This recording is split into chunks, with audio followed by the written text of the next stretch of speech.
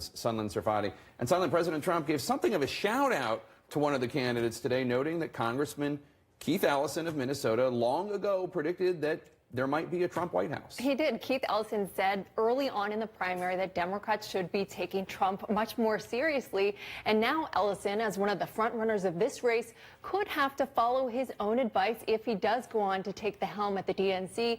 Going into Saturday's votes, there are huge implications for the Democrats. This is a party badly in need of a reboot. And the big question this race will answer, who will hit the reset button? We've got to organize.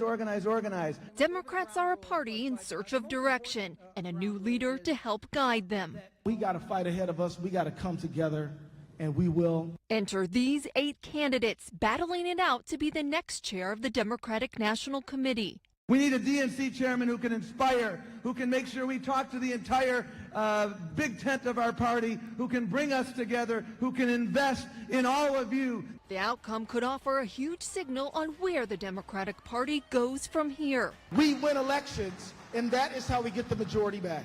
Just look at the 2 frontrunners, becoming something of a proxy war between the Sanders and Clinton factions of the party. In one corner, Tom Perez, who served in both the Clinton and Obama administrations with the backing of the establishment Democrats like Joe Biden. And just today, Perez rolling out the endorsement of the heads of 4 DNC caucuses.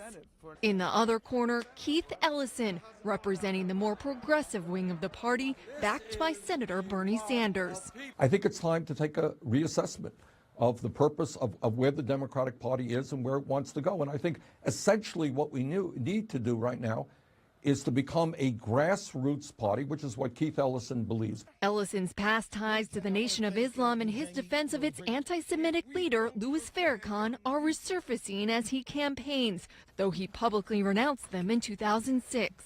Neither candidate has the race locked up, presenting an opportunity for other candidates like South Carolina Democratic Chairman Jamie Harrison and South Bend, Indiana Mayor Pete Buttigieg to tout their outsider status and potentially alter the race. I believe the DNC needs a fresh start too, and I believe that I can deliver that fresh start.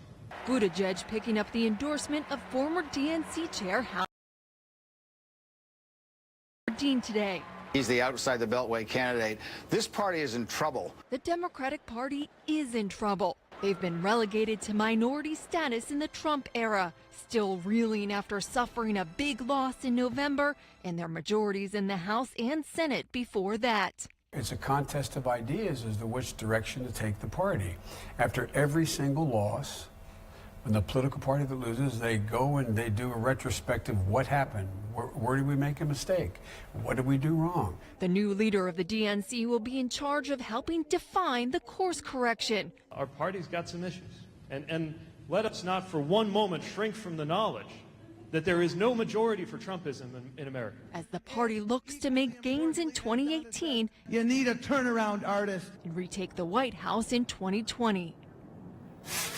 And going into Saturday's vote, a candidate will need a majority of the 447 committee members to win, but none of the candidates have secured enough votes yet.